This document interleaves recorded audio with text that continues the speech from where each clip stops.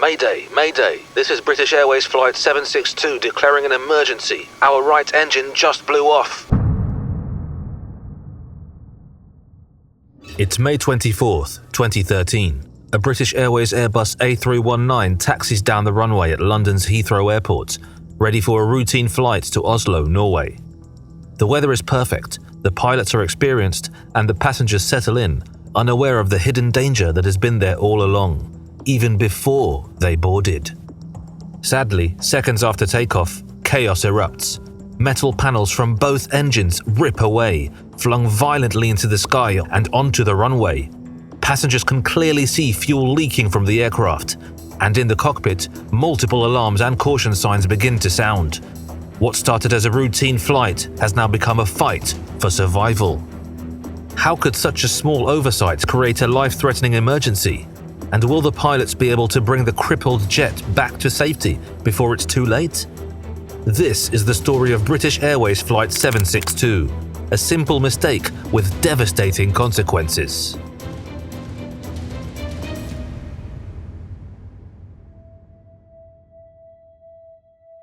It's the morning of May 24th, 2013.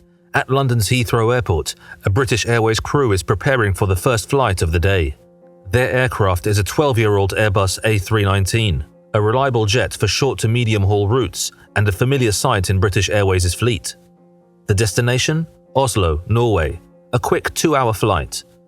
On board were 75 passengers and 5 crew members, including the captain, a seasoned aviator of over 12,500 hours of flying experience, and the first officer with an impressive 4,500 hours under his belt. Both pilots are intimately familiar with the Airbus A320 family, having logged thousands of hours on the aircraft. In the cabin, passengers settle in for what promises to be an uneventful journey. But as the crew goes through their routine pre-flight procedures, a critical oversight that will soon test their skills and nerves to the limit goes unnoticed. The issue wasn't hidden deep within the aircraft's systems or buried in technical complexities. Instead, it was something so simple it could and should have been caught before takeoff. The previous flight, Flight 762, was undergoing routine maintenance. Technicians were tasked with inspecting the aircraft's engines, including checking the IDG oil levels, a standard procedure for ensuring the engines were ready for flight. But as the task progressed, the team ran into a problem. They didn't have the proper tools to complete the job. So they left the fan cowl doors unlatched while they retrieved the tools. Fan cowl doors are large panels on the engines that protect vital components. But when they returned, they mistakenly believed that the task had been completed by someone else. Without verifying, they signed off on the paperwork and moved on to another aircraft.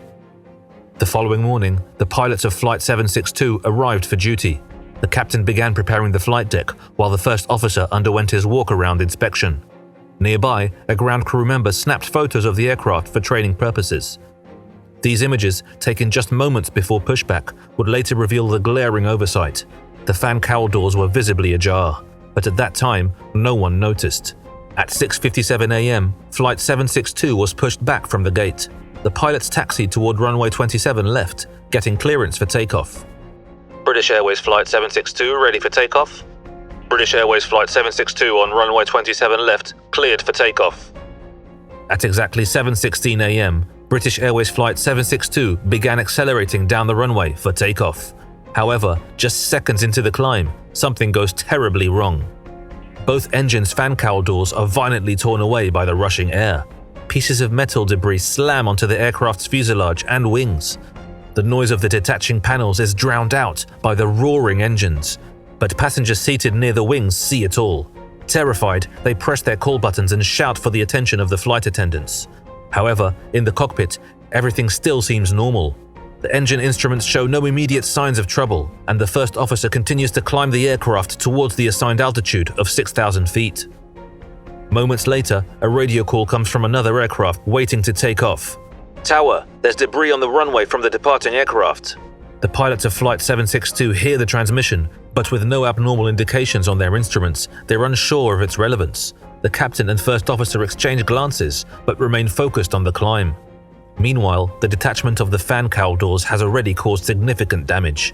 On the right engine, the fuel spill return pipe is punctured, causing fuel to gush out at an alarming rate.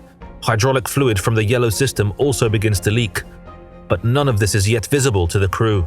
As the aircraft passes 1,100 feet, the first officer activates the autopilot.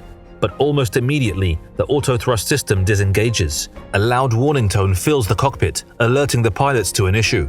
The captain, now on high alert, takes control of the situation. For the first time, the flight crew begins to realize this is no ordinary takeoff. Something is seriously wrong with their aircraft. With multiple warning messages on the ECAM and no clear understanding of the damage, the crew faces a critical decision: continue climbing or turn back immediately. The first indication: the auto-thrust system is malfunctioning, forcing the engines to be controlled manually.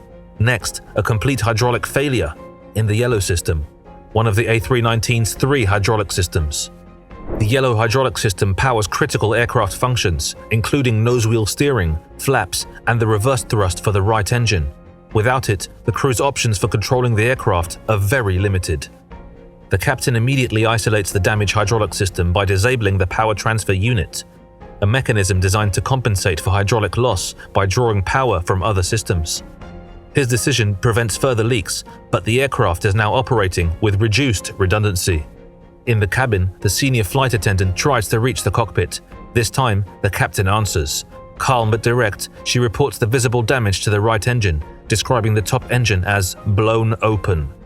The captain acknowledges her report but doesn't ask for additional details. He has more pressing concerns. Turning to his first officer, he declares, "We're heading back to Heathrow. Request an immediate return clearance." The first officer relays their request to air traffic control.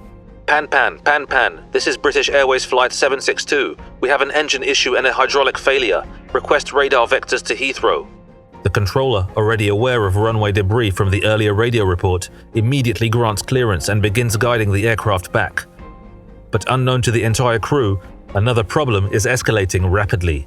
The punctured fuel pipe in the right engine is leaking fuel at a rate over 100 kilograms per minute.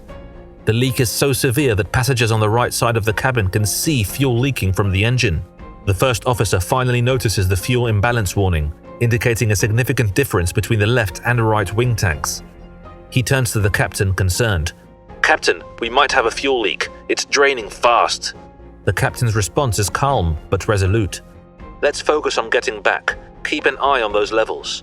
The crew now follows British Airways' emergency decision-making framework, known as TDODAR: time, diagnose, options, decide, assign, and review. This systematic approach helps them prioritize tasks in the chaos, ensuring nothing critical is overlooked. As they near Heathrow, another urgent call comes from the senior flight attendant. The left engine cowl door is also missing, and visible damage is present on both engines. The captain realizes that the aircraft is more compromised than he initially thought. With fuel levels rapidly dropping, one engine visibly damaged, and hydraulic limitations reducing control, the crew braces for the most critical phase yet: the landing. British Airways Flight 762 is now on its final approach to Heathrow Airport's runway 27 right. The captain has taken full control of the aircraft, leaving the first officer to manage engine thrust manually. The right engine's fuel reserves are reducing rapidly, and just as the aircraft descends through 4,000 feet, the unthinkable happens. A loud bang is heard throughout the cabin as the right engine fails. The right engine has finally blown and covered in flames. In the cockpit, the alarms have also gone off. The captain reacts immediately, cutting off fuel to the right engine and activating the first fire extinguisher bottle. But the fire wasn't contained, thanks to the remnants of leaking fuel. "Mayday, mayday, mayday. This is British Airways Flight 762. Engine failure and fire. Request immediate clearance to land." The controller responds swiftly, clearing the aircraft for an emergency landing and alerting ground services. Fire trucks and ambulances race toward the runway, preparing for the worst. The captain, knowing there's no room for error, declares to the first officer, "This is it. No go around. We land on this attempt." With the left engine now their sole source of power, the captain begins his final descent. The aircraft is configured for landing with flaps set to 3, but the compromised hydraulic system causes them to extend slower than normal. At 500 feet, the captain takes control of the thrust levelers, allowing the first officer to focus entirely on aiming the aircraft at the runway. At exactly 7:44 a.m., the Airbus A319 touches down on runway 27 right. The captain immediately slams the brakes, but with only partial hydraulic functionality, the aircraft's deceleration is uneven. And because of this, one of the right main gear tires bursts under the strain, but thankfully, the plane continues to slow. As the aircraft grinds to a halt, the captain positions it to keep the burning right engine downwind of the cabin, so the wind doesn't fuel the fire.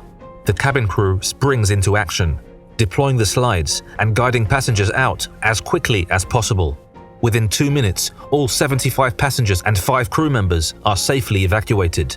The runway, now filled with emergency vehicles, becomes a scene of controlled chaos as responders ensure the fire is completely extinguished. Against all odds, every life on board is saved, with no one having any serious injury. As the smoke cleared on runway 27 right, investigators from the UK's Air Incidents Investigation Branch, AAIB, began piecing together what had gone wrong aboard British Airways Flight 762. The cause of the incident was shockingly simple. The maintenance crew had failed to secure the fan cowl doors on both engines the night before the flight. The oversight left the doors unlatched, and their detachment during takeoff caused significant damage to the aircraft's systems. But why had such an obvious error gone unnoticed? First, the technicians did not follow standard procedures. After opening the fan cowl's door to check the IDG oil levels, they left them unlatched while retrieving a missing tool. Upon returning, they mistakenly believed another team had completed the task, leaving the job unfinished. Second, no warning notice was placed in the cockpit, which should have alerted the flight crew during pre-flight preparations. This crucial step was also missed, leaving the pilots unaware of the issue. Finally, the design of the fan cowl door latches contributed to the problem. Located on the underside of the engines, the latches were difficult to see during standard walk-around inspections, especially in low-light conditions. At the time, the latches lacked high visibility markings, further increasing the likelihood they would be overlooked. In the wake of the incident, British Airways and Airbus took swift action to prevent such mistakes from happening again. Maintenance procedures were overhauled to ensure better communication and accountability during tasks involving critical components. Airbus introduced design changes to the fan cowl door latches, adding high visibility markings to a brightly colored warning flag to indicate when the doors were unlocked. Pilots were also given additional training to enhance their walk-around inspections, with a specific emphasis on checking engine components. So, what do you think about the changes made after this incident? Are there other aspects of aviation safety that need more attention? Or is this just enough for now, especially since we haven't recorded more occurrences like this lately? We'd love to hear your thoughts in the comments below. And if you enjoyed this video, please give it a thumbs up. And don't forget to hit the subscribe button and ring the notification bell so you never miss another story from us. Thank you for watching, and we'll see you in the next video.